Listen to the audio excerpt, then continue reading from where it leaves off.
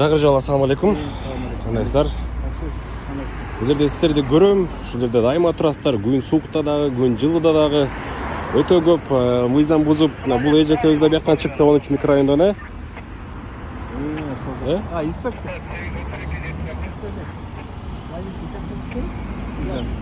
Бияктан чыкты эжекебиз, эми жүрүңүз. Сизге ушул жактын маселеси бар да, жүрүңүз.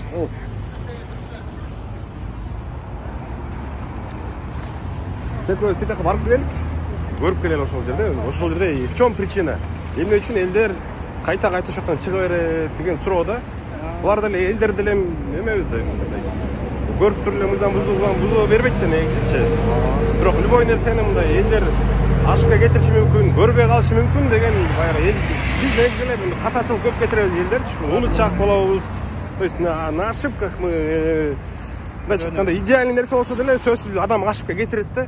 Ошол ошибканы ошол жерге закладывать этип туруп, ал ошибка болгон күндө дагы ошол адам көрө тургандай болуш керек да. Ошол үчүн учак боюнча сизге бир-эки суроом бар, аркы бетке өтөлүк, мүмкүн болсо жүрүңүз. Чтобы раз и навсегда оңдоп салгангачы. Хотя бы ГОСТтун негизинде, мыйзамдын негизинде. Аркы бетке өтөбүз азыр. Инспектор менен өтсөңөр точно айдоочулар өткөзөт экен. Кээде болот айдоочулар карабай өткөзөт. Ошон үчүн Бишкек шаарында эң көп жол кырсыгы катталат экен. Бул 50%дан көбүрөгү пешеходдор менен, ДТП. Эң көп ушундай экен. Мына эми товарищ инспектор, бул жака келдик мына. Бул кайсы көчө эле? Бул Малдыбаева. Малдыбаевадан азыр чын аркы бетке өтө алабыз. Малдыбаевадан айдоочулар 13 микрорайондон чыгып, көбүнесе ушул жерден мына солго бурулушат. Бул жакты көздөйчү. Бул жактан чыгышат. Көбүнчөсү мына тетиги знакты, албетте ал знак туура эле турат оң жагында. Бирок эгер ошол нерсе аздык болотса, демек дублирующий знак сол жакта болуш керек. Айдоочулар чыкканда алар оң жакты карабайт. Чыгат да момундай моякты көзү моякта да, могу машиналарда. Бияктан токтосо, бияк уруп кетейин депчи, могу знакты көрүшпөйт. Ошон үчүн сиздерге сунуш да, мындай рапорт негизинде киргизсеңиздер, ушул эле знакты мына бирөө турат, экөө турат, мына уступи дороганы алып салыңыздар, мейли ал оң жагында кала берсин. И так турат, көрүнөт.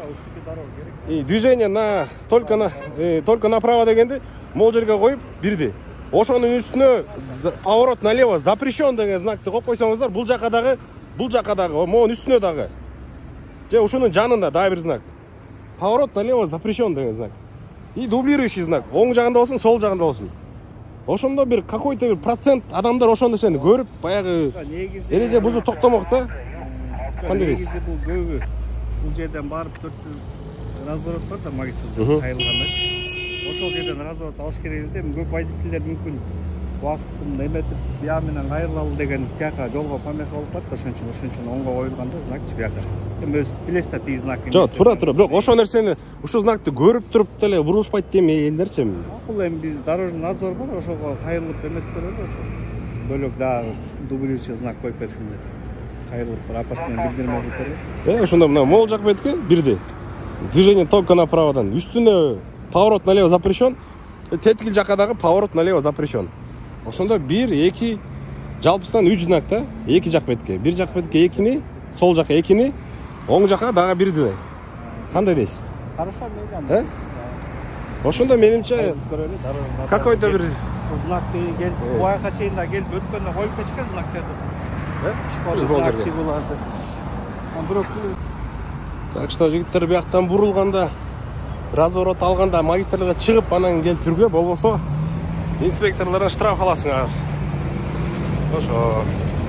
Элизам инспектор. Жок, болчу. Ассаламу алейкум.